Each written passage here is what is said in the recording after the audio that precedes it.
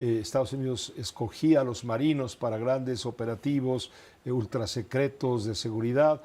¿Y ahora qué va a pasar? Alfonso Zárate, maestro, él es sociólogo, escribe Los usos del poder en el periódico El Universal, preside el grupo consultor interdisciplinario, es una empresa especializada en análisis y estrategia de comunicación política y también colabora con este espacio. Bienvenido. ¿Cómo estás viendo las revelaciones sobre el involucramiento de altos mandos de la Secretaría de Marina? Pepe, empezaría por decir que a partir del gobierno de Andrés Manuel López Obrador, empezaron a darse acontecimientos muy preocupantes en torno a las aduanas. Perdón. Tú recordarás, por ejemplo, que en marzo de 2019, la entonces titular del SAT, Margarita Ríos Farjat, hizo una serie de señalamientos al administrador general de aduanas, a Ricardo Peralta, por graves irregularidades. Te vamos a dar un poquito de agua. Sí, estupendo. Porque así te vas a sentir mejor, entendemos las prisas, las carreras y demás. Sí, nos acordamos de Margarita Ríos Farjat, claro, cuando fue la titular del SAT, del Servicio de Administración Tributaria, y de ahí pasó como ministra propuesta por Andrés Manuel López Obrador. Se esperaba que fuera una ministra favorable a las decisiones políticas de la Cuarta Transformación, y a la mera hora pues no resultó como tal, sino en su congruencia. Margarita Ríos Farjat llegó a la Corte a defender los pilares, los estatutos de la Constitución al margen de colores, y ahí fue donde se buscó una bronca con López Obrador.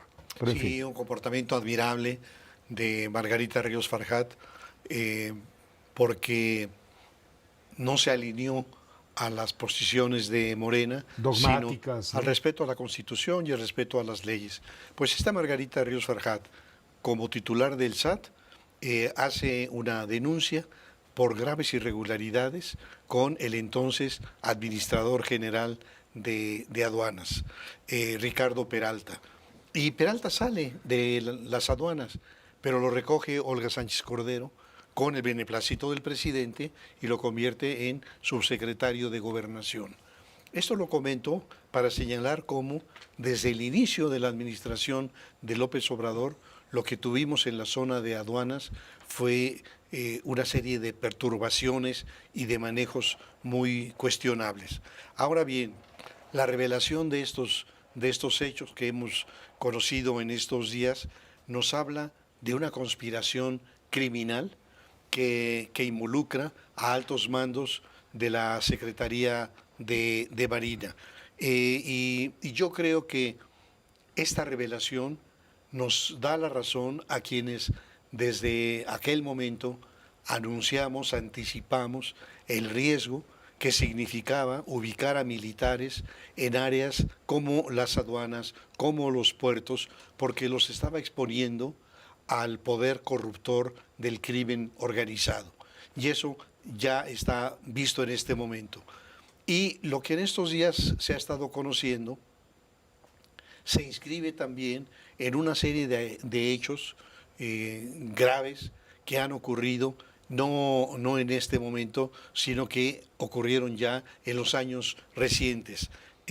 Pienso, por ejemplo, en el caso de ejecuciones, de suicidios, de accidente mortal. Mencionaría algunos de ellos.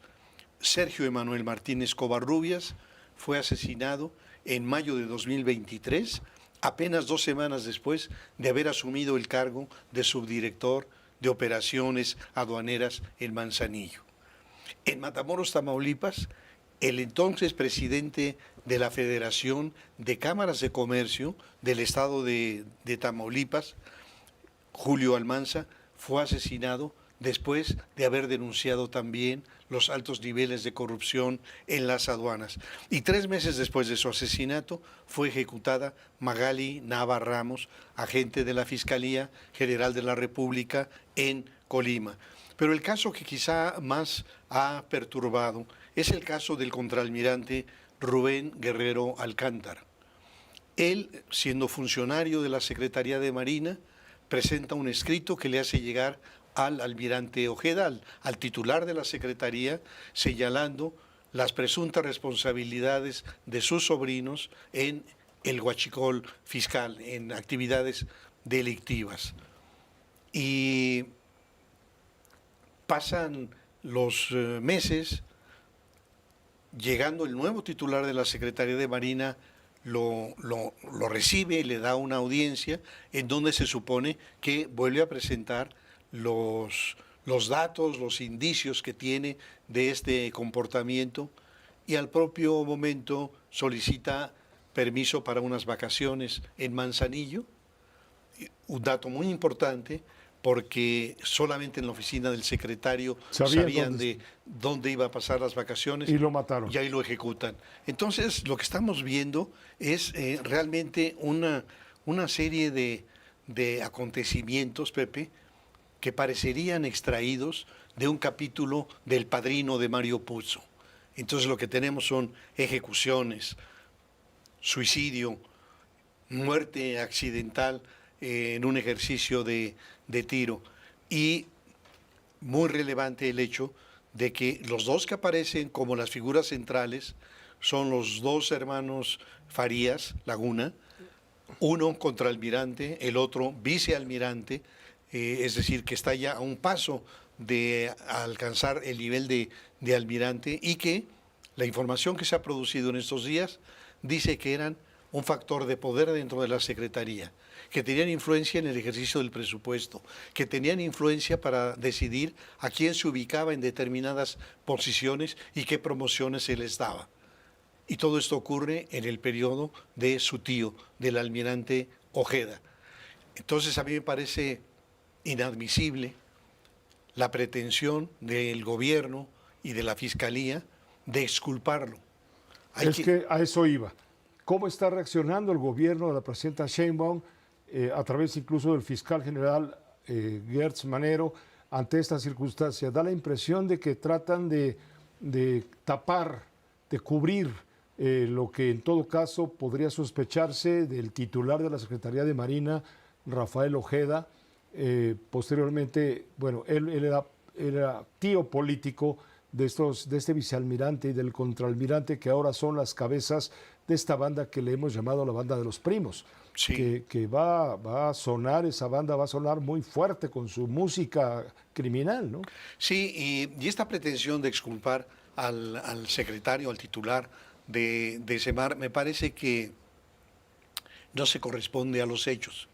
Cuando el fiscal nos dice que 2 años atrás se presentó en su oficina para señalarles que había irregularidades en su secretaría, y uno dice, ¿y entonces por qué en ese lapso les dio ascensos y les dio responsabilidades?